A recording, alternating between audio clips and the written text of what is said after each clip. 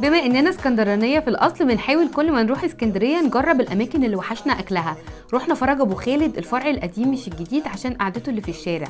ده من اقدم الاماكن اللي بتقدم النوع ده من الاكل. عندهم مشاوي وكبده وسجق ومخ وسلطات خطيره. احلاهم الجبنه القديمه والفلفل اللي بالصلصه الموحوح ده.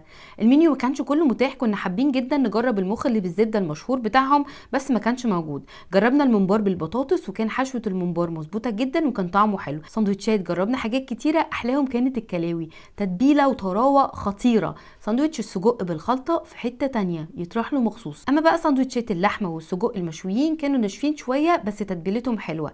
اهم حاجه بقى وهي الكبده كانت حلوه بس مش احلى كبده احنا اكلناها، تعتبر عاديه. اجمل حاجه فعلا الممبار، سجق الخلطه حلوه بس مش حلوه اجمد كده لا. وده كان شكل مسعود مع اخر ساندوتش خلص عليه. ختمنا السهره بالقعده والشاي بالنعناع على قهوه فاروق. قولوا لنا حابين نجرب ايه مكان تاني في اسكندريه لما نروح المره الجايه.